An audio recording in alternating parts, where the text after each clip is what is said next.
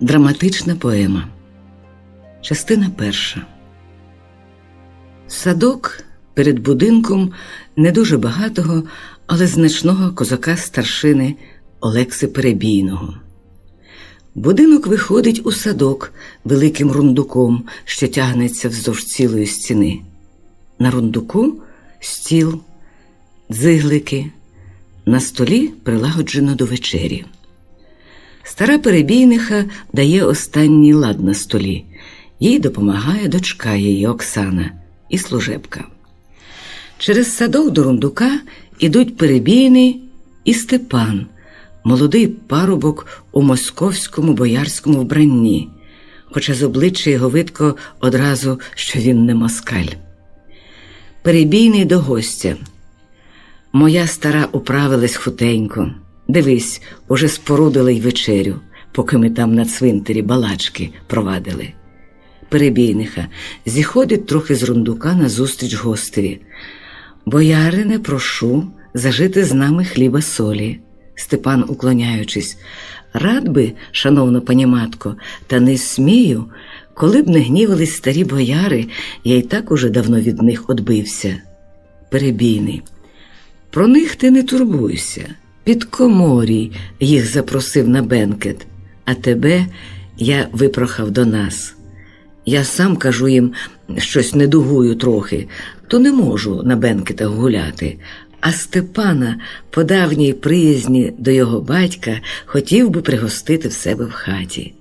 Він молодик, йому ще не пристало на бенкети великі учащати. Боярам видко вже запах медок та варенуха, отже роздобрились та й мовили: нехай собі парніка сидить у тебе хоч і до від'їзду. Навіщо він нам здався? Степан: от спасибі, панотченьку. Зіходить на рундук з господарями. Перебійний: я Джурі накажу, нехай перенесе твоє манаття до нас, та й заберу тебе в полон, поки не визволять бояри. Степан: Боже, такий полон миліший од визволу. Перебійниха до Оксани: піди лиш, доню, там пошли Семена. Оксана виходить і незабаром вертається. Степан: якби лиш я не став вам на заваді. Перебійниха: ото б таки, ще в нас у хаті стане для гостя місця. Перебійний: ти, синашу, в мене забудь всі церегелі. Та ж зо мною небіжчик батько твій хлібців водив, укупі ми й козакували. Садовець Степана сам сідає при столі до Оксани. Дочко, ти б нас почастувала на початок. Оксана наливає з сулійки 2 чарки батькові й гостеві. Оксана: боярине, будь ласка, призволяйся. Степан, узявши чарку, встає і вклоняється Оксані. Дай, Боже, панночко, тобі щасливу та красну долю. Оксана: будь здоровий, пивши. Степан, випивши, знов сідає. Оксана частує батька. Всі вечеряють. Перебійний до Оксани: а він спочатку не пізнав тебе. Ти знаєш? Запитав, яка то панна у першій парі корогву несе. Оксана, усміхаючись і поглядаючи на Степана: коли? Перебійний: та от тоді ж, як ти на трійцю в процесії між братчицями йшла. Степан: ти завжди носиш корогву? Оксана з певною самовтіхою: а як же? Я перша братчиця в дівочім братстві. Перебійний, жартівливо підморгнувши: це вже тобі не та мала Оксанка, що ти було їй робиш веретенця. Оксана: ті веретенці й досі в мене є. Замовкає, засоромившись. Степан втішений: невже? Оксана, перебиваючи ніякову для неї розмову, до матері: а де се, мамо, наш Іван? Перебійниха: та де ж? На вулиці між товариством. Іван, Оксанин брат, молодий козак, увіходить з будинку. Ба ні, я тут. Давайте, мамо, їсти. Перебійниха: ти б уперед хоч привітався з гостем. Іван, сідаючи недбало: ми вже віталися там, коло церкви. Перебійний: він буде мешкати в нас до від'їзду. Іван так само: от як? Що ж, добре. Слухай, ну, Оксано, ця страва вже простигла. Принеси свіжішої. Оксана уражена його недбалим тоном. Служебка зараз прийде, то й накажи їй, Іван, ба, яка ти горда, до Степана. У вас там на Москві, либонь, дівчата так бришкати не сміють.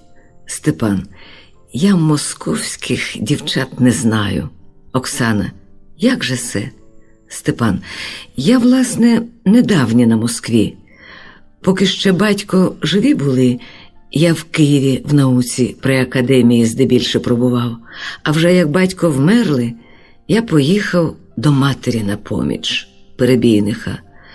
Чом ти ліпше сюди не перевіз матусю? Степан, трудно. Нема причин нам жити на Вкраїні.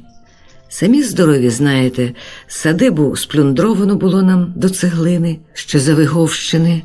Були ми з роду не дуже так маєтні, а тоді й ті невеликі добра утеряли.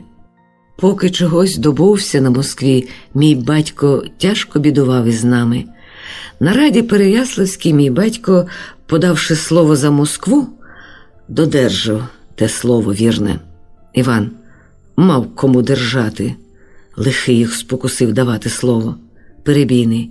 Тоді ще сину надвоє гадалось. Ніхто не знав, як справа обернеться, а потім присягу не кожне зрадить. Іван іронічно. Та певне, краще зрадити в країну. Степан спалахнув, але стримався. Не зраджував України мій батько. Він їй служив з-під царської руки не гірш, ніж вороги його служили з-під польської корони. Іван. Та звичайне, однаково, чиї лизати п'яти, чи ляцькі, чи московські. Степан. А багато було таких, що самостійно стали. Перебійний до Івана. Сутужна, сину мій, вкраїнська справа. Старий Богдан уже ж був не дурніший від нас з тобою, а проте ж і він не вдержався при власній силі. Перебійниха, нахилившись синові до вуха, шепоче щось. Той нетерпляче стріпує чубом. Іван. Батьку, що там замазувати? Кажімо правду. Це річ не власна, це громадська справа.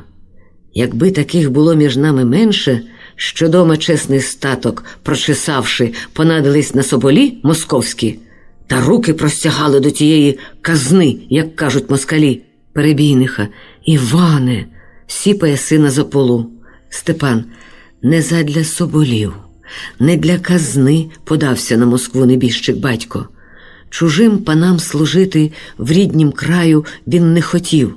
Волів вже на чужині служити рідній вірі, помагати, хоч здалека пригнобленим братам, єднаючи для них цареву ласку. Старий він був обстоювати збройне за честь України. Іван. Ти ж молодий. Чому ж ти не підіймеш тої зброї, що батькові з старечих рук упала? Степан. Як поясню тобі? Коли ще змалку навчав мене з письма святого батько, то він мені казав на пам'ять вивчить про Каїна та Авеля. Мій сину, мовляв, пильнуй, щоб міг ти з ясним оком, а не тьмяним, не тремтячи, мов Каїн, небесному Отцеві отповісти, коли тебе спитає, де твій брат. А як же можу я на Україні здійняти зброю так, щоб не діткнути ніколи нею брата? І невже мушкет і шабля мають більше сили та честі, ніж перо та щире слово? Ні, учено мене, що це не так. Перебійний. Не звикли якось ми такого чути. Проте було б на світі, може, менше гріха і лиха, якби всі гадали по-твоєму. Іван згірдно. Це в Києві ченці навчають отакого. Оксана. Ти ж, Іване, у Києві не вчився. Звідки знаєш, чого там навчають? Іван зачеплений. От знайшлася зненацька оборонниця для тебе, боярине. Оксана. Я тільки правду мовлю. Засоромлена, подається з рундука в садок. Увіходить з будинку на рундук Джура. Джура. Там, пане, я приніс для гостя речі. Перебійний. Ходім, Степане, покажу, де маєш в нас мешкати. Степан до Перебійнихи. Спасибі, пані матко, за хліб, за сіль. Перебійниха з косим поглядом на сина. Пробач, коли що, може, прийшлось на перший раз не до сподоби. Степан з Перебійним і Джурою йдуть у будинок. Перебійниха до Івана нишком. Ну і ти ж таки, хто ж так говорить з гостем? Іван. Хай же він хоч раз почує правду. Перебійниха. Адже ти чув, що він казав? Іван. Ова, бурсак, та щоб не вмів замилить очі? Перебійниха. Мені він до сподоби. Добрий хлопець, такий увічливий. Іван. Та вам вже, звісно, язиком приподобатись недовго. Перебійниха. Чи сяк, чи так, а вдруге ти не будь таким до гостя гострим. Все ж неначе на те його ми в хату запросили, щоб ним помітувати. Незвичайно. Іван. Та вже гаразд, не буду зачіпати. Зіходить з рундука. Перебійниха. Куди ти? Іван. От піду до товариства. Іде через садок, перескакує через тин і зникає. Увіходить служебка і збирає зі стола. Перебійниха. Де ти, Оксано? Оксана виходить із-за куща з кухликом в руці. Ось я тут, мамо. Се я барвінок поливаю. Перебійниха. Справді, политий слід. Зовсім посох на сонці. Полий же те, що ми пересадили. Перебійниха і служебка, зібравши зі стола, йдуть у будинок. Оксана, поливаючи квіти, співає веснянки. В садку сутеніє. Степан нишком вилазить вікном своєї кімнати на рундук, прудко та звинно зіскакує з рундука на землю і підходить до Оксани. Оксана уриває спів і впускає кухля. Ой, лихо, хто це? Степан. Панночко, це я. Прости мене. Ти гніватись не мусиш, бо ти ж мене сама причарувала і звабила, як соловейко співом. Я не своєю силою прийшов. Оксана засоромлено і разом гордовито. Боярине, до чого сії речі? Мені їх слухати не випадає. Хоче йти. Степан затримує її за руку. Ні, ти не підеш так. Оксана вражено вириває руку. Це що за звичай? Я не холопка з вотчини твоєї. Степан знищений. Я не хотів образити тебе. Запевне, вільна ти. Яка журба тобі, що я поїду на чужину з розбитим серцем, що коханий спогад про зустріч милу обілля отрута. Тобі дарма, дівчино гордівнице, хто я для тебе? Зайда? Заволока? Адже мене усюди так зовуть. Ти завтра вже про мене й не згадаєш. Оксана, спустивши очі. Хіба ти завтра їдеш? Степан. Що ж я маю тобі тут очі мулити собою? Оксана. Виходить, наче я тебе жену. Я ще ж тобі не мовила ні слова. Степан. Невже я маю ще й того діждатись, щоб ти мені сказала «вибирайся»? Оксана, збентежена, зриває з вишні листочки, кусає їх, розщипує в руках. Який же ти чудний. Ну що ж я мала тобі казати? Я не звикла так. Я інших паничів роками знаю і ще від них такого не чувала. А ти недавно що приїхав? Степан. Панно, ті паничі безжурно походжають на щирому дозвіллі по садочках та вибирають квітку для забави і тільки ждуть, щоб краще розцвілася. А я ж як в'язень, що на час короткий з темниці вирвався і має хутко з веселим світом знову попрощатись, і розцвіту немає часу ждати. Мені була б не для забави квітка, я бачу в ній життя і волі образ, і краю рідного красу.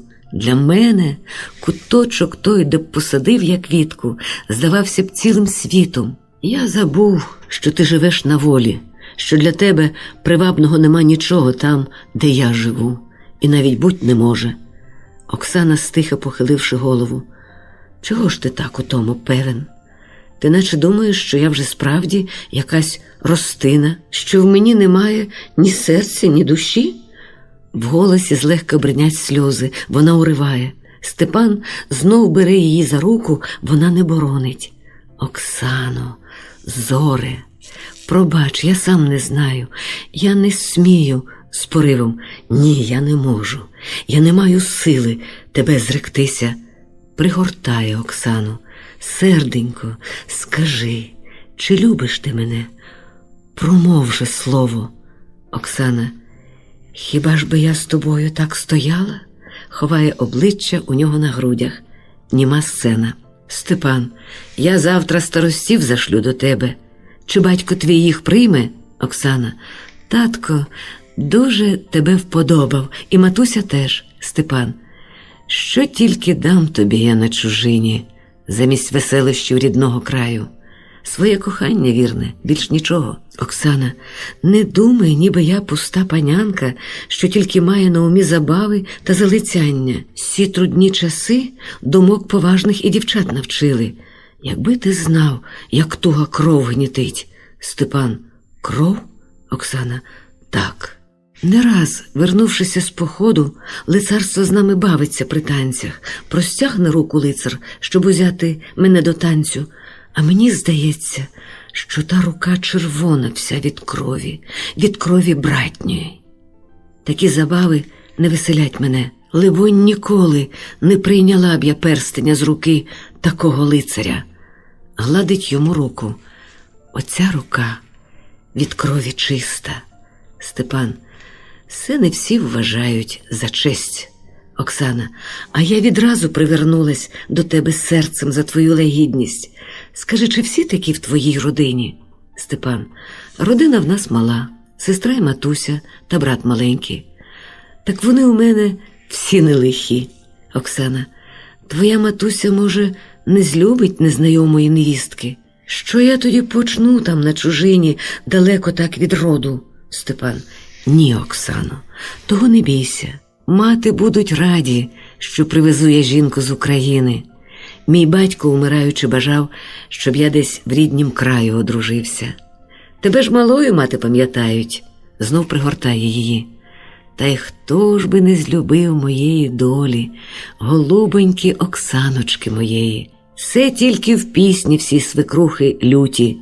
А ти побачиш, як моя матуся тобі за рідну стане. Оксана, дай то Боже. Степан, мені тепер здається, що нігде на цілім світі вже нема чужини, поки ми вдвох з тобою. От побачиш, яке ми там кубелечко зів'ємо, хоч і в Москві. Нічого ж там чужого у нашій хатонці не буде, правда, Оксана? А вже ж, і знаєш, якось я не дуже боюся тої чужини. Степан, зо мною? Оксана усміхається. Тим певне, що з тобою. Але й так, хіба ж то вже така чужа країна? Та ж віра там однакова, і мову я наче трохи тямлю, як говорять. Степан, та мови вже ж навчитися недовго. Ну, ніби трохи тверда, та дарма. Оксаночка у мене розумниця, всього навчиться. Оксана, не хвали занадто, бо ще наврочиш. Трохи посмутніла. Я вже й так боюся. Степан, чого єдина? Оксана, якось так упало це щастя раптом. Я такого зроду не бачила. Всі подруги мої, ті, що побралися, багато мали і горя, і клопоту перед весіллям. А я, Степан, та ще пожди. От, може, завтра твій батенько мені поріг покаже. Оксана, ні, цього не буде, я вже певна. Степан, жартуючи, здається, панночка не раді з того. Коли б ще й гарбуза не покотили. Оксана, та годі, що за жарти? Степан, от ніяк не догоджу тобі словами. Добре ж, не буду говорити, коли так. Без слів пригортає й милує її. Вона спершу пручається, потім піддається його пестощам. Голос матері з будинку. Оксано, годі вже там поливати, вже пізно. Оксана кинулась. Мати кличуть. Зривається йти. Степан утримує її пристрасно. Ще хвилинку, хвилиночку. Оксана, я вийду ще до тебе, як мати ляжуть спати. Степан, вийди, Люба. Я виглядатиму тебе до світа. Голос матері. Оксано, де ти? Оксана, ось я йду, матусю. Ще раз на прощання обіймає Степана і йде до будинку. Картина друга. У Москві. Світлиця у Степановім дому прибрана по-святковому. З надвору чутно гомін дзвонів. Мати Степанова і Оксана увіходять убрані по-вкраїнськи. Мати в намітці і в темній сукні з широким виложистим коміром. Оксана в кораблику, в шнурівці та в кантуші. Мати сідає на ослоні, важко дихаючи. Спочину трохи, поки йти у терем. Стара. Не носять ноги. Оксана сідає поруч. Ви, матусю, казали б ліжко перенести в діл, бо вам сутужно лазити на сходи. Мати: ой ні, голубонько, нехай вже там, у теремі. Тут на Москві незвичай, щоб жінка мешкала на долі. Скажуть: ото стара, а звичаю не тямить. Оксана: ви ж не в тутешніх звичаях зросли. Мати: то що? Вони, Оксанко, не питають, хто як там зріс. Адже ми тут азайди. З вовками жий, по вовчий вий. Оксана за сміхом: ой, лихо, чи тобто і я по вовчі маю вити? Мати: а ти б як думала? Сьогодні в церкві що шепоту було навколо нас? Черкашенки, хохлуші. Оксана, трохи посмутнівши: та я чула. Гріха десь не бояться. В церкві Божій замість молитися людей все гудять, а ще й виносяться так благочестям поперед нас. Мати: та скрізь воно по світі, що сторона то звичай, а що город то й норов, кажуть люди. Дивно їм на наше вбрання. Тут жінки зап'яті, а ми, бач, не вкриваємо обличчя. Оксана: чи ми ж туркені? Мати: хай Господь боронить. Воно ж пак і московки не туркені, а так чомусь ото в них повелося. Та вже ж як ти бояриня московська, не начебто воно тобі й годиться вбиратися по-їхньому.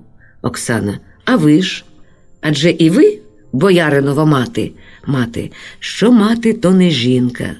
Люди бачать, що я вже лагоджусь у Божу путь. То де ж таки мені міняти вбори? З лагідним і журливим усміхом. Не варто же й справляти щось нового. Адже й старенький мій, нехай царствує, в козацькому жупані вік дожив. Так і на смерть його я нарядила, в мережану сорочку. Втираю хустинкою очі. Оксана зворушено дивиться на неї. Коротке мовчання. Оксана: і навіщо Степан убрався в те боярське фантя? От як стояв зо мною під вінцем у кармазиновім жупані, мамо, ото був, засоромившись, уриває. Мати добродушно киває їй головою. Та, либонь, був до сподоби тоді комусь, поважніше. Проте ж не можна, дочко, йому царського нехтувати вбрання.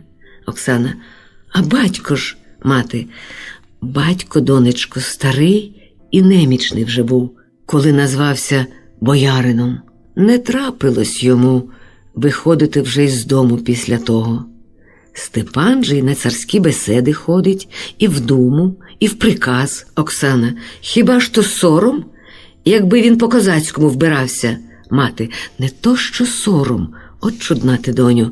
Уже ж таки твій чоловік боярин, а не козак. Чи ти ж не розумієш? Оксана смутно: чому не розумію? Мати: отже, бачиш, я й Ганну по-московському вбираю, бо Ганні вже судилась тута пара. Вона вже ж не поїде на Вкраїну. Оксана: чому ж її Степан не взяв з собою, як був у нас? Мати: та дівці мандрувати неначе не подоба. Скажуть люди: поїхала там женихів ловити. Нехай вже тута шарахвани носить, коли судилося. Оксана: та ще дівочий той шарахван неначе б форемніший. А що жіночий, то такий бахматий та довгий-довгий, мов попівська ряса. Аж сумно, як се я його надіну. Ото й на голову такий підситок надіти треба. Зап'ясти обличчя? Мати: та вже ж ніяк. Оксана, помовчавши ніяково: боюся я, матусю. Мати: чого ти, донечко, скажи? Чого? Оксана: та ніяк мовити. Мати: ти не соромся. Вже я ж тобі за рідну матір тута. Оксана цілує їй руку. Так, матінко, то я собі гадаю, коли б я не спротивилася часом Степанові в такій одежі. Мати, сміючись: от ще що вигадала. А тобі, Степан, Ще не спротивився, що не в жупані? Оксана: та то ж мені, мати, і не вигадуй, дочко. Хіба ж таки Степан мала дитина, що і на ковбирись, то й не пізнає? Оксана: пізнати то впізнає. Мати, глянувши у вікно: а поглянь молодшими очима, хто то йде? Чи не Степан, бува? Оксана: еге ж, то він. А з ним ще два якісь. Мати: тікаймо, дочко. Підводиться й подається до дверей. Оксана: чого се? Хай Бог милує тікати, як від татар. Мати: ще осміють, дитинко. Нема тут звичаю з чоловіками жіноцтво пробувати при беседі. Очиняє двері й спішиться по сходах у терем. Оксана йде за нею. Ой, Господи, які се тут звичаї. Оце але. Сцена швидко переміняється. Терем. Окрім Оксани і матері, в теремі ще є Ганна, молода дівчина, сестра Степанова. Ганна убрана, як бояришня. Мати підходить до великої скрині. Отут, моя дитино, твоє боярське вбрання. Я придбала. Оксана гречно, але без радощів. Спасибі, мамо. Мати: хочеш подивитись або приміряти? Оксана: хай трошки згодом. Щось я втомилася. Та вже ж нікуди сьогодні не піду, то ще поспію перевдягтися. Мати: до твоєї волі. Спочинь собі. Та й я піду спочину. Воно й годиться в свято. Іде в бічну кімнату. Ганна, що досі сиділа, лузаючи гарбузове насіння: ой, сестричко, і нащо ті свята потрібні в світі? Оксана: ото спитала. Що тобі Біг дав? Ганна: та нудно ж, Господи. Оксана: сидиш, то й нудно. А ти піди між челядь погуляй. Ганна: куди ж це я піду? Яка там челядь? Оксана: а ти хіба товаришок не маєш? Ганна: товаришок? От декого там знаю з бояришень. Та як до їх ходити? Матуся вже не здужають, не хочуть зо мною йти. А ти ще не пізналась тут з ними. З мамкою сама не хочу. Вона така. Оксана: чого ж тебе водити? Уже ж ти не маленька, йди сама. Ще й веселіше буде вам без старших. Ганна: самій не можна по Москві ходити. Оксана: хіба хто нападе? Ганна: ні, так не звичай. Оксана: ну вже ті звичаї отут у вас. Ганна: та й що мені бояришні ті скажуть? Сидять по теремах, от як і я, не бачать світа. Що з їх за веселість? Оксана: чого ж ви сидите? Пошли б укупі кудись на Вигой або в гай над річку, та заспівали б. Я, бувало, вдома годинки в хаті не просиджу святом. Ганна: ба, в тебе дома. Там же не Москва? Такого тут і зроду не чували співати по гаях. Оксана: то ти не знаєш, як на Вкраїні в нас гуляє челядь? Ганна: я мало що в країну пам'ятаю. А Ванька тут уже й вродився. Оксана: Ванька? Чому ж би не Івась? Ганна: так тут зовуть. Та й ми вже звикли. Він і сам так звик. Мене ж матуся тільки та Степан зовуть іще Ганнусею. Оксана: а як же ти тут озвешся? Ганна: Аннушка. Оксана: чи ба? Немов ухваляючи: Ганнушка. Ганна поправляючи: ніба, Аннушко, Оксано. Оксана: не вимовлю. Проте ж воно нічого і по-московському, хто добре вміє. А як по-їхньому Оксана буде? Ганна: Аксинія чи Аксюша? Оксана: щось негарно. Оксана мов би краще. Ти, Ганнусю, мене таки Оксаною зови.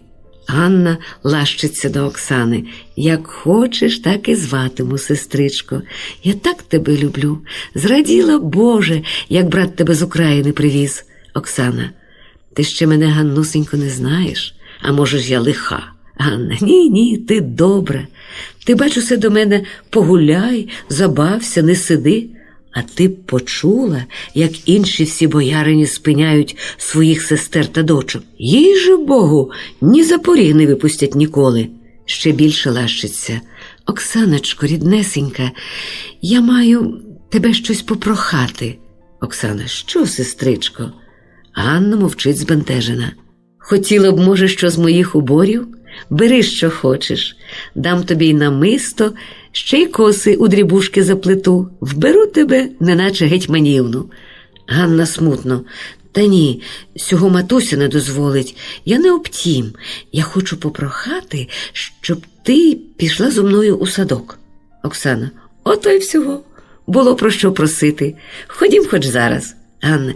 Ні, не зараз. Потім. Оксана. Коли ти схочеш. Що ж там у садку? Ганна. Та бач, самій отам в садку сидіти мені не можна.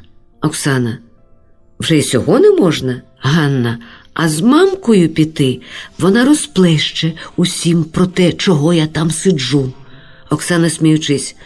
А ти ж там що, ворожиш? От хитруха. Ганна. Та я нічого, тільки виглядаю, чи не проїдуть вулицею часом царські стрільці.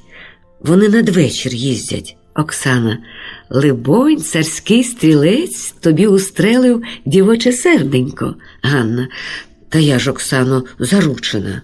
Оксана. За царського стрільця? Ганна. А вже ж. Оксана. То чом же він до нас не прийде? Ганна. Хоч би й прийшов, то я ж хіба побачу. Я в теремі, а він там, у світлиці. Оксана. То вам і бачитись не можна? Ганна. Де ж там? Оксана. Прилюдно ні, а тільки крадькома? Ганна. Ні, як то крадькома? Оксана. А ти ж хотіла до нього вийти у садок? Ганна. До нього? Ні, я ще сорому не загубила. І як се ти подумати могла, що я тебе просила проводжати мене на сходини? Невже, Оксано, вважаєш ти, що я така нечесна? Оксана. Та Бог з тобою. Де ж, яка ж тут нечесть? Як дівчина постоїть на розмові своїм зарученим, то вже й нечесна? Ганна. А вже ж тут так. Оксана. Навіщо ж ти виходиш туди в садок? Ганна. Я здалека дивлюся, як він там вулицею проїздить. Інакше ж я його нігде не бачу. Хіба що в церкві? Оксана. Де ж ви розмовляли? Ганна. Нігде. Оксана. А як же він тебе посватав? Ганна. Як? Через сваху. Як, звичайно, всі. Оксана. Я щось не розберу. Ганна. Бо ти не знаєш тутешніх звичаїв. Нехай лиш мати тобі розкажуть, бо всього достоту і я не знаю. Оксана. Нібито виходить, що ви отак, не мовивши ні слова, і поберетесь? Ганна. Так найпристойніше. Оксана. Чудна тут молодь. Усміхається якимсь спогадом мовчки. Потім стиха, мрійливо. Я ж було, щовечір виходжу до Степана на розмову. Ганна. Як заручились? Оксана. Та як заручились. Ну, раз стояли з ним, не заручившись. Інакше хто ж засвататися може? Ганна, закриваючись. Ой, лихо, сором. Оксана мовчки знизує плечима. Ганна. А твоя матуся не знає й досі про твої стрівання? Оксана. Чому не знає? Ганна. Що ж вона простила? Не прокляла тебе? Оксана. Та за що, Ганно? Самі ж вони були пак молоді, то знають, що то любощі. Ганна. Оксано, що тільки ти говориш? Знову закривається. Оксана сміється. От дурненька. Степан увіходить поспішно. Оксаночко, перевдягнися швидше в московське вбрання. Там прийшли бояри. Оксана. Та мати ж кажуть, що жінкам не можна між чоловіцтвом бути. Степан. Бачиш, Любко, ти маєш тільки їх почастувати, та й знову терем вернешся. Оксана. Отак. А як же частувати їх, Степане? По-нашому, чи може як інакше? Степан. Ти винесеш їм на тарелі меду, матуся прилаштують, як там треба, уклонишся, боярин поцілує тебе в уста. Оксана. Степане, що ти кажеш? Мене бояри цілувати мають? Чи це мені причулося? Степан. Ні, серце, воно так є, та втім нічого злого, то тільки звичай. Оксана. Все ще так же звичай. Нехай йому абищо. Не піду. Степан понуро. Як хочеш, тільки ти нас тим загубиш. Оксана. Так і вигадуєш. Степан. Ба ти не знаєш, які тут люди мстиві. За зневагу старий боярин візьме, як не вийдеш. А він же думний дяк, він має силу. Он син його, ще молодий, вже стольник. Він оклепає нас перед царем, а там уже й готово. Слово й діло. Оксана. Ти не жартуєш? Степан ще понуріше. Як тобі здається? Оксана з жахом. Степане, та куди ж це ми попались? То це ж якась неволя бусурменська. Степан. Я й не казав тобі, що тута воля. Та якби ми не гнули тута спини, то на Україні, либонь, зігнули б у 3 погибелі родину нашу, московські воєводи. Ось ти млієш з огиди, що тебе якийсь там дід торкне губами. А як я повинен холопом Стьопкою себе взивати та руки цілувати, як невільник, то це нічого? Оксана, Боже мій, Степане, хто ж каже, що нічого? Степан, отже, бачиш, та що я тут розводжуся? Там дяк мене чекає. То скажи, Оксано, ти вийдеш? Оксана, я не знаю. Мати виходить з кімнати. Вийди, доню, голубонько, і я тебе прошу, не дай мені старі на очі бачить Степанової згуби. Ганна, ой, сестричко, якби ти знала, що за лютий дід отой боярин. Я тебе благаю, сестриченько, не загубиш ти нас. Ридаючи, кидається до Оксани. Оксана до Ганни холодно, якось надміру спокійно. Я вийду. Дай мені московське обрання. Ганна кидається до скрині.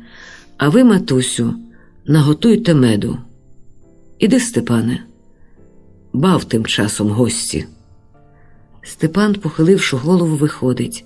Оксана, бліда як смерть, здіймає з голови кораблика. Частина 3. Дальня кімната в горішньому поверсі в Степановім домі. Степан уводить гостя козака.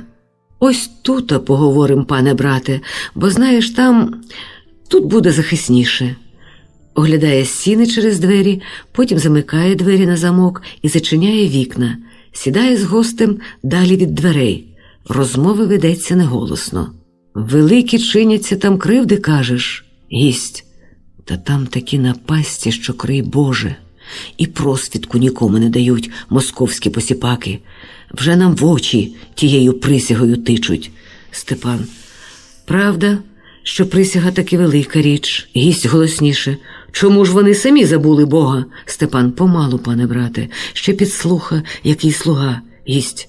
То правда, я й забув. Тихше. Ми присяги не хочемо ламати.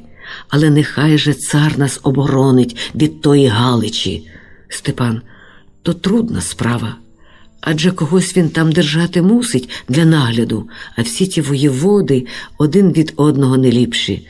Звісно, за ними інші всі порозпускались. Гість. Послав би цар з українців кого. В Москві ж тут є такі. От хоч би й ти, що здавна і цареві служать вірне, і рідний звичай вміють шанувати. Степан. Нас не пошлють. Гість. Чому? Степан. Бо нам не вірять. Гість. От так. Та ви ж тут наче всі у ласці. То тут, на очах. А з очей спустити нас надовго не зважиться. Так часом ненадовго послами посилають. І не самих, а вкупі з москалями. Щоб воєводами ж настановити, того не буде й зроду. Гість. Не здивуйте ж, як ми відкинемось до Дорошенка. Степан робить рух рукою, мов хоче гостеві затулити вуста. Крий, Боже, пане брате, що ти кажеш? Гість, схаменувшись. Так часом зірветься з досади слово. Найгірше, пане брате, догорає оте, що нам не вірять. Мій свояк Черненко, знаєш? Степан потакує головою. Так був уклепався, що ледве-ледве вирвався з душею. Степан. Черненко. Він, здається, з найвірніших царевих приятелів. Гість. То той ба. а хтось там наклепав при воєводі, що ніби він послав у Чигирин листа якогось. От було біди, що жінка плакала, в ногах валялась у воєводи. Степан, гірко всміхнувшись: є прислів'я, брате, Москва сльозам не вірить. Гість, щира правда. Проте знайшлись такі, що помогли. Степан: це хто ж? Гість: побрязкачі. Степан: хіба що так? Мовчання. Гість: вже так, що цупко затягли супоню на наших боках. А проте є люди, що не бояться, йдуть, мов на отчай, бо сказано, терпець їм увірвався. Присунувши зовсім близенько до Степана, говорить пошепки: дівчата наші, декотрі ще вкупі були з дружиною твоєю в братстві, гуртом пошили корогову і послали у Чигирин, звичайно, крадькома. Іван твій Шурин сам її одвозив.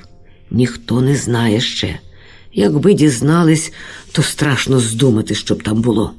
Отсунувшись трохи голосніше: отак, як бач, одважуються люди. Степан в мовчазній задумі сіпає кінець свого пояса. Гість устає: що ж, пане брате, то нема надії по легкості дістати від царя? Степан, отямившися з задуми, теж устає: о ні, чому ж, я спробую. От згодом в царя я буду на малій беседі.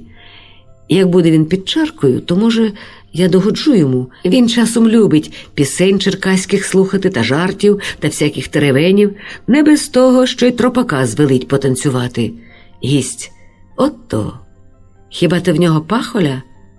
Степан: ба знаєш, як то кажуть, скачи, враже, як пан накаже. Та ладен я, брате, уже хоч би й на голові ходити, аби чогось добутися для тебе та для України.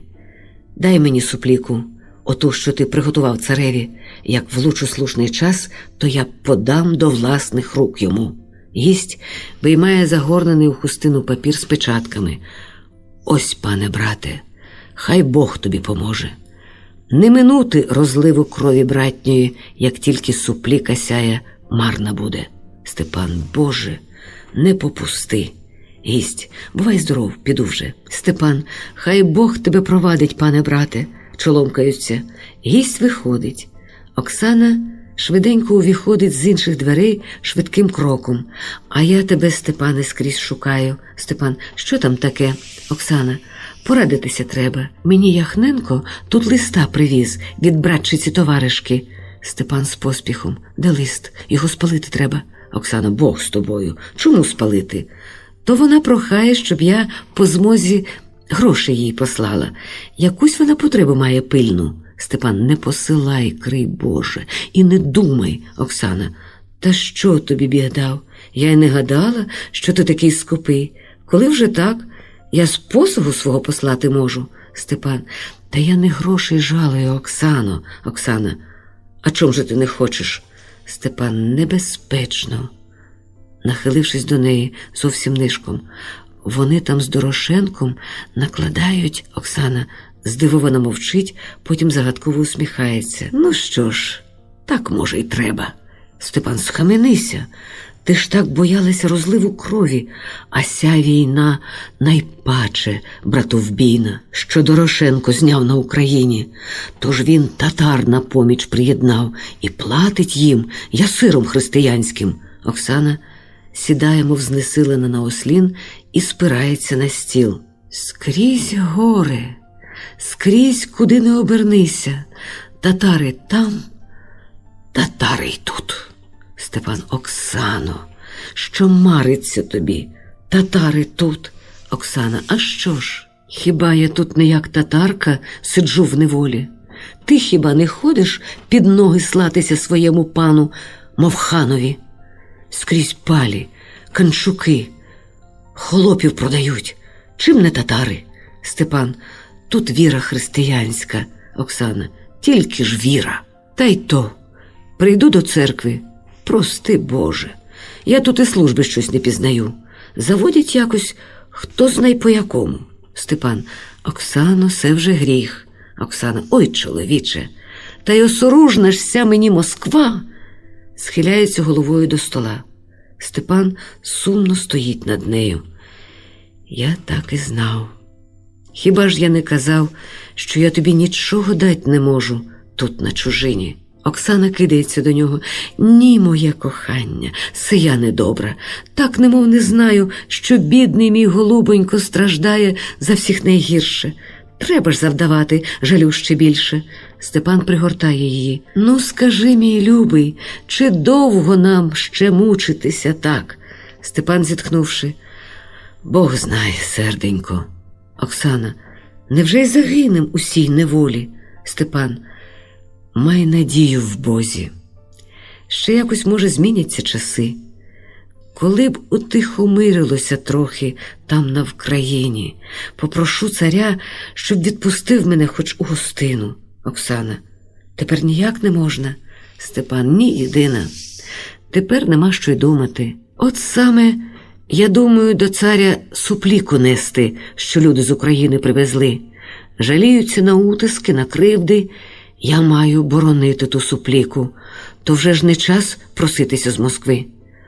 От, скажуть, речі солодко розводить, а сам в ліс дивиться. Тепер, Оксано, нам треба стерегтися так, щоб муха не підточила носа, як то кажуть. Крий, Боже, схибити в чому.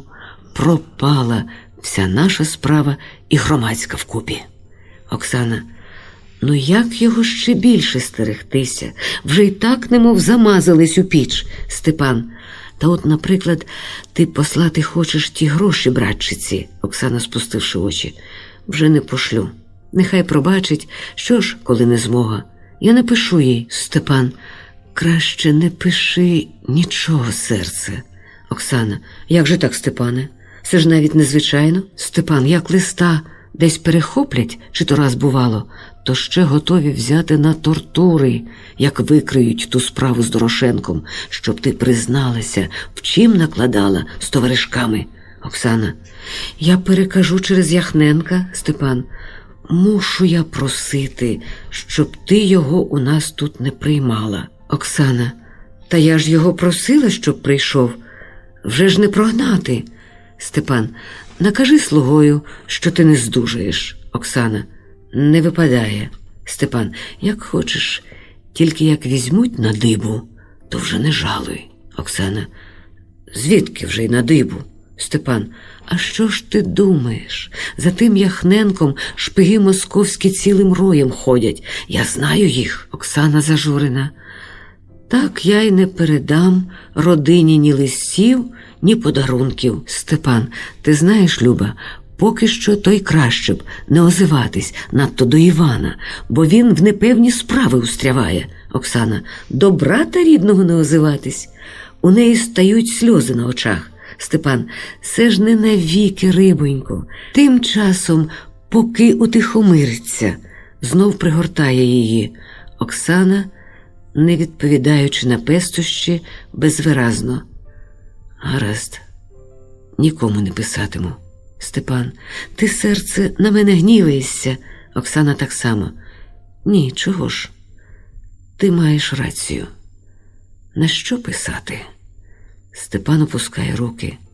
Оксана повагом виходить з хати.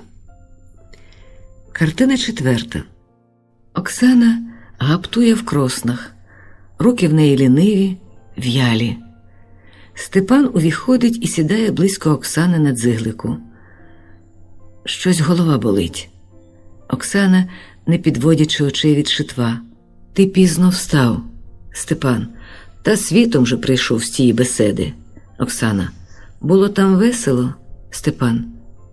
Де там вката? По щирості бояться слово мовить. П'ють, поки поп'ються, потім звада. Оксана. Та як же там, Степане, та супліка? Степан. Та що ж, ніяк. Цар каже, прочитаєм, подумаєм. Чували вже ми теє. Оксана. Що ж буде? Степан з болісною досадою. Ой, не знаю. Не питай. Мовчать. Оксана шиє, потім голка випадає їй з рук. Степан. Хоч би ти щось, Оксано, розказала, а то так сумно. Голова забита усяким лихом. Оксана в'яло. Що ж я розкажу? Нічого я не бачу і не чую. Сиджу собі. Степан трохи роздражений. Ну, робиш же що-небудь, Оксана. Учора вишила червону квітку, сьогодні синю. Це тобі цікаво? Степан, ти так неначе дражнишся зо мною. Оксана крізь сльози. Ні, далебі, Степане, не дражнюся. Степан придивляється до шитва лагідно. А що це буде з тої лиштви, Любко? Оксана знов безучасно. Не знаю. Це щось Ганна почала. Степан, либонь собі на посах. Це вже хутко її весілля. Оксана, та за місяць ніби. Степан, от на весіллі трохи погуляєш, розважишся. Оксана, ет знаю ту розвагу. Частуй та кланяйся, не обезсудьте. А гостійки поза плечима судять. Черкашенка, чужачка. Степан, ти вже надто на те зважаєш. Оксана байдуже. Ні, мені дарма. Мовчання. Степан, ти так неначе втомлена сьогодні? Клопочешся при господарстві, може? Оксана, ні, я не клопочусь. То все матуся. Ми з Ганною все шиємо. Степан, то, може, не треба стільки шити? Оксана, що ж робити? Насіння я лузати не люблю, так як Ганнуся. Треба ж десь подіти і руки, й очі. Степан, бідненька ти в мене. Оксана проривається риданням. Оксано, що це ти? Та Бог з тобою. Чи хто тебе образив? Мати? Ганна? Оксана, трохи стишуючись. Вони як рідні. Я на їх не скаржусь. Степан, так що ж? Оксана уриває ридання з отчаєм. Степане, ти хіба не бачиш? Я гину, в'яну. Жити так не можу. В знесилі похиляється на Кросна. Степан, це правда. Не ростуть квітки в темниці.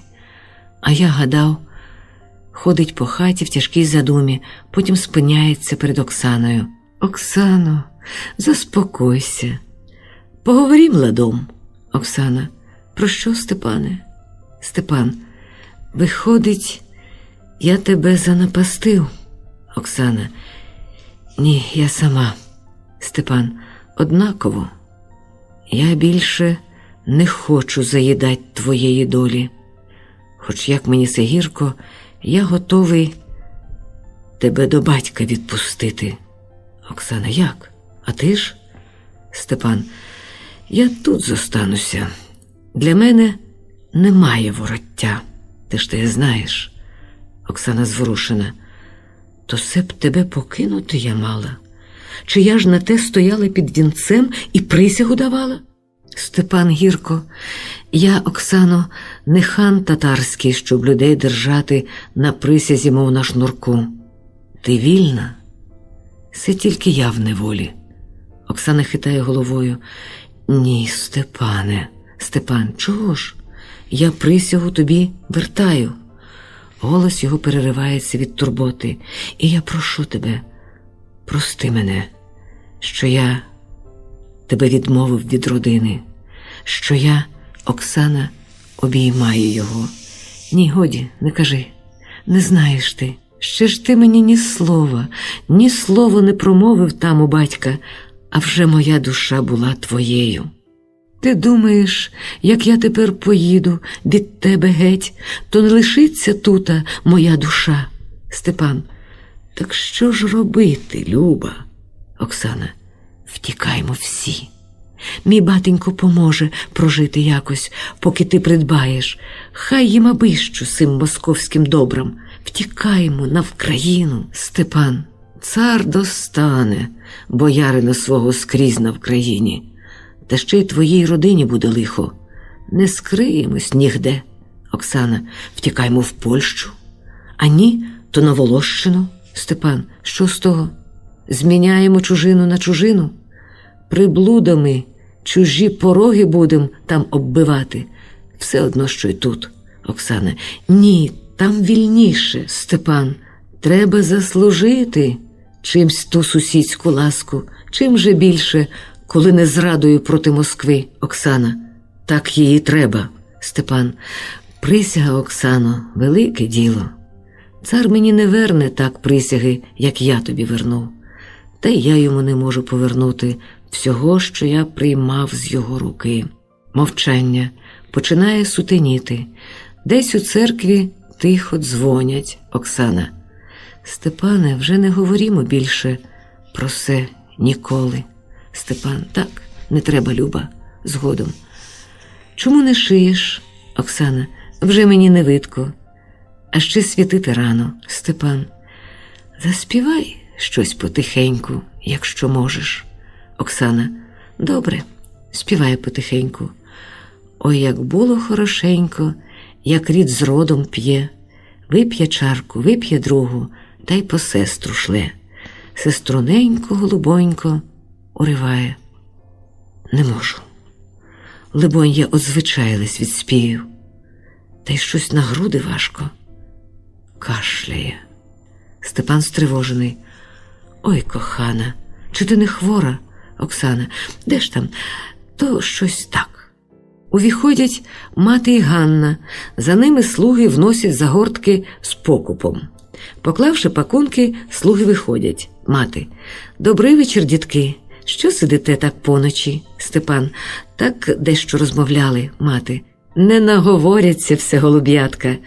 Коли б то Бог судив і Ганні нашій таке подружжя. Ганна світить тим часом і розгортає пакунки.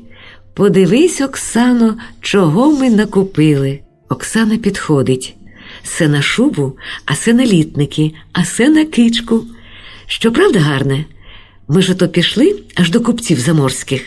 Оксана жваво. Гарно, гарно. Та й молодичка з тебе гарна буде. Ну й потанцюю в тебе на весіллі. Нехай уже московки не здивують. Ганна. От я люблю, як ти така весела, а то сидить, похнюпившись, аж сумно. Мати, та звісно. І чого б таки журитись? Ви люди молоді, у хаті лад. Оксана підхоплює. За хатою добро. Ганна, не завважаючи іронії. А вже ж, сестричко, якби ти бачила, що там купців наїхало. І чом ти не пішла із нами вкупі? Оксана, я дошити хотіла. А завтра я піду по всіх усюдах. Закупимо з тобою всю Москву. От я собі парчеву кичку справлю. Степане, можна? Степан, чом би ж то не можна? Оксана плеще в долоні і приспівує. Бо дай мені такий вік довгий, як у мене чоловік добрий. Мати втішно всміхаючись. Ну й вигадниця в тебе жінка, синку. Ганна, а як вона мені співала гарно весільної. Сестричко, заспівай тієї, як то косу розплітають. Оксана, не хочу, то сумна. Ще знов заплачеш. Я зараз коровайницею буду. Або приданкою. Ти тільки слухай. Співає дуже голосно по-сільському. Не бійся, матусю, не бійся, в червоні чобітки обуйся, щоб твої підківки брящали, щоб наші вороги мовчали. Гу! Вигукнувши, вискакує на ослін. От так приданки скачуть через лавки. Степан ловить її і здіймає з ослона. Ну, Оксано, ти вже щось занадто. Мати, то правда, донечко, почує челядь. Оксана, ова, так що ж, бояриня гуляє. Давай утнем санжарівки, Ганнусю. Ганна, сміючись, та я не вмію. Оксана, я тебе навчу. Крутить Ганну навколо себе, приспівуючи. Гуляй, гуляй, господине, нехай наша журба згине. Ой, чи згине, чи не згине. Гуляй, гуляй, господине. Що ж ти, Степане, помагай співати. Залягається сміхом, що згодом переходить у кашель. Степан тривожно кидається до неї. Картина 5. Степанів садок. Будинок виходить у нього задньою стіною. Видко грачасті вікна терема і піддашок зі сходами. Збоку в садку зроблена повіточка садова, вся в зелені та в квітках. У повітці приладнано великий турецький ослін з подушками. З терема по сходах надвірних помалу спускається мати й Оксана. Оксану ведуть попід руки дві служниці, сенные девушки. Оксана у простій широкій хатній сукні, без кички, голова зав'язана на український лад шовковою хусткою. Оксана хвора, очі позападали, але дуже блищать. На щоках хворий рум'янець. Мати, пройшовши вперед до повітки, показує дівчатам на ослін. «Отут, бояриню, посадовіть, та й можете вертати до роботи». Дівчата садовлять Оксану і вертаються в терем. Мати: «Що, донечко, тут правда ж придобніше? Вільніше дихати?» Оксана: «Вільніше?» Схиляється на подушки. Мати: ляж, рибонько, заснути, може, хочеш?» Оксана: «Так, я б заснула, тільки я боюся». Мати: «От хай Бог милує, чого боїшся?» Оксана: «Та все якесь таке страхіття сниться». Мати: «Ти помолись до Йосипа Святого, то він всі сни перенесе на добре». Оксана: «От відколи я тут, то й сни змінились. Бувало, там у батенька все сниться, що я літаю. Так бувало, любо. А тут не снилось і разу». Мати: «Бач, Любко, як сниться, що літаєш, то ростеш. Отим воно так замолоду й сниться. Тепер же ти вже не ростеш». Оксана: «Та, певне». Мати, поправляючи їй подушки: «Ляж вигідненько, та засни гарненько». Сідає коло неї в ногах. «А я посиджу тута, помолюся, щоб Бог тобі послав у сні здоров'я». Виймає бурштинові чітки і перебирає їх, стиха ворушачи устами. Оксана засипляє. Степан виходить з долішнього рундука. Мати киває йому, щоб помалу йшов, не гукав.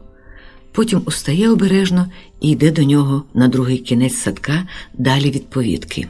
Мати нишком: «Ну, що ж казав той німець? Є надія». Степан: «Що ж каже, в Бога все можливо». Мати: «Певне, та все ж би й людської снаги докласти, либонь, не гріх». Степан: «Він докладає, мамо. Він є людина великоучена. Та що ж, коли така тяжка хвороба?» Мати: «І звідки причепилася напасть? Либонь, це хтось наврочив на весіллі Ганнусинім, бо відтоді й заслабла». Степан: «Здається, ще давніше почалося». Мати: «Хіба? Та ні, вона була здорова, а от що на весіллі, ну та як же той німець каже? З чого б то воно? Чи з пристріту, чи, може, з переляку? От горе, тут нема таких бабів, як там у нас. Коли б так пошептали». Степан: «Ні, матінко, не помогли б ті шепти. Така вже слабість». Мати: «Що ж воно? Як зветься?» Степан: «Казав він, ваша пані занудилась по ріднім краю. Це є так же слабість. Сказав мені по-грецьки, як і зветься».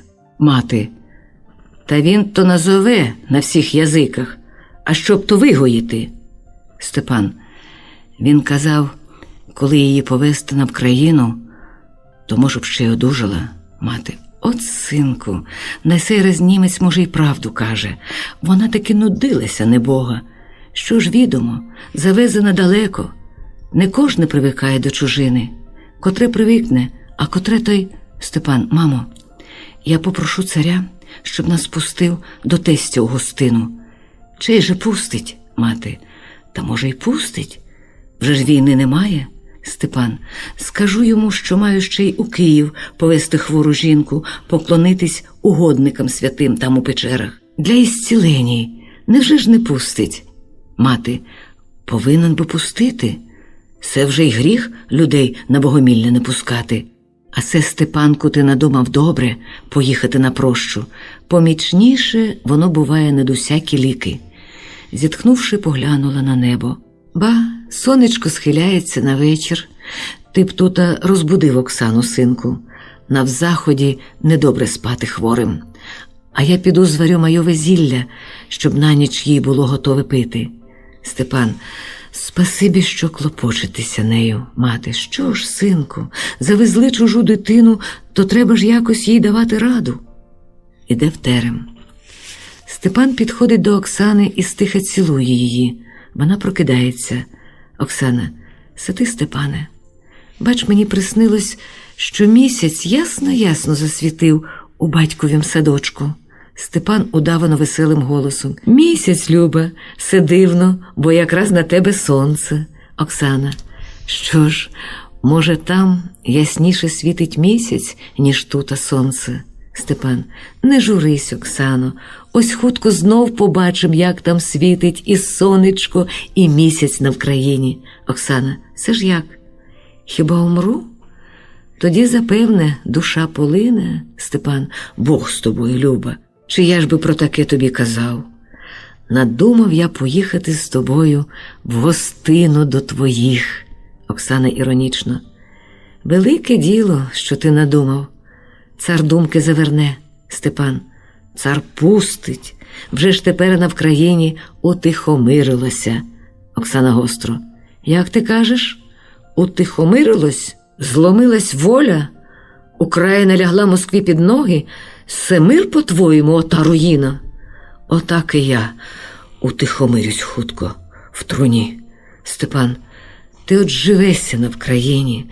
Москва ж не може заступити сонця, зв'ялити гаю рідного, сушити річок веселих». Оксана понуро, уперто: «Годі, не кажи. Нікуди я тепер не поїду». Степан: «Чому ж?» Оксана: «Не хочу». Степан: «Що си ти, Оксано? Мені аж дивно. Що си ти говориш?» Оксана, розпалившись, підводиться: «А я дивую. Ти з яким лицем збираєшся з'явитись на Вкраїні? Сидів у запічку московським, поки лилася кров, поки змагання велося за життя там на Вкраїні. Тепер, як втихомирилось, ти їдеш туди ясного сонця заживати, що не дістали руки загребущі, та гаєм недопаленим втішатись. На пожарині хочеш подивитись, чи там широко розлилися ріки від сліз та крові?»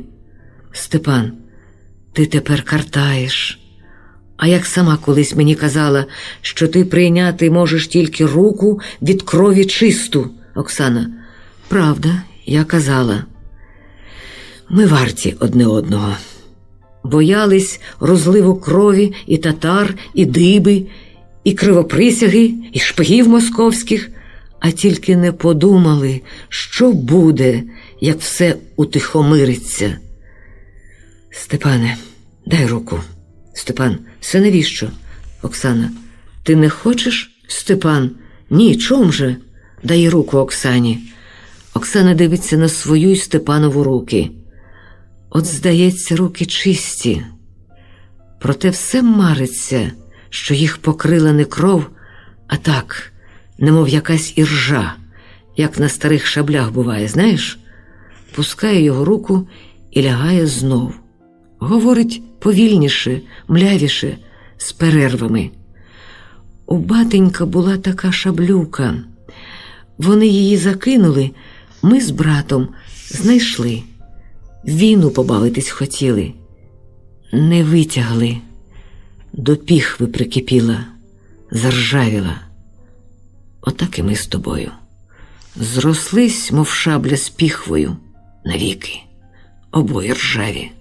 Степан: «Ти, Оксано, вмієш зарізати словами без ножа». Оксана: «Та тільки ж все я вмію, більш нічого. Що-небудь же і я повинна вміти». Мовчання. «Як я умру, то не бери вже вдруге українки. Візьми московку ліпше». Степан: «Оксано». Оксана: «Всі ми ріжемо словами. А тут жінки плохі. Вони бояться». Степан з мукою: «Та пожалій себе й мене хоч трохи». Оксана: «Занадто я жаліла. Втім і горе. Якби я мала сили не жаліти, то вирвались би геть з цієї кормиги, і ти б ослабонився від ржі. А так вже чисто ні собі, ні людям». Степан: «Оксаночко, поїдем на Вкраїну. Ну, я тебе прошу. Там батько, мати, родина, приятелі. Там ти з ними розважишся». Оксана одвертається: «Я й в вічі не насмію їм глянути». Степан, ну в Київ подамося, помолимось, нехай нас Бог простить, нехай тобі здоров'я верне. Оксана, нащо? Кому потрібне те моє здоров'я? Та й я сама. Степан, мені, моя єдина, я ж так тебе люблю. Оксана, тобі здається, ти жалуєш мене, але любити таки нема завіщо. Я тепер така недобра стала, вередлива. Степан, ні, моя хороша. Оксана, я хороша? Хоч би й була коли яка краса, то вже давно вона з обличчя спала. Степан гладить її руку, низько похиливши голову. Ти шарпаєш себе речами тими. Не треба стільки говорити. Оксана, правда. Степан, та й що картатися словами, Люба? Нас доля так уже скарала тяжко, що певний Бог простить усі гріхи. Хто кров із ран теряв, а ми із серця. Хто засланий, в тюрму замкнутий був, а ми несли кайдани невидимі. Хто мав хвилини щастя в боротьбі, а нас важка страшна душила змора, і нам не вділено було снаги ту змору подолати. Оксана спокійніша й лагідніша, ніж досі. Так, це правда. Але ніхто цього не зрозуміє, поки ми живі. Отже, треба вмерти. Ти, певне, довше проживеш, ніж я. До рук тобі свій заповіт віддам я, а ти його передаси родині і братчикам, хто ще живий лишився. Степан гострою тугою. Ой, краще б я тобі таке казав. Оксана підводиться і прихиляє його до себе. Ні, любий, ти на світі потрібніший. Тобі ще є про що й про кого дбати. Борцем не вдався ти, та після бою подоланим подати пільгу зможеш, як ти не раз давав. На бойовиську не всі ж померли, ранених багато. Поможеш їм одужати, то, може, колись там, знов зібравшися до бою, вони тебе згадають добрим словом. А як і ні, не жалуй, що поміг. Сидять якийсь час мовчки обнявшись. Степан підводиться і подає Оксані руку. Ходім, я заведу тебе до хати. Бач, сонце вже на заході. Оксана, ходім. Спираючись на руку Степанову, іде до будинку. Не доходячи рундука, спиняється і обертається, дивлячись на західне сонце, що вже зникає за обрієм. Добраніч, сонечко. Ідеш на захід. Ти бачиш Україну. Привітай.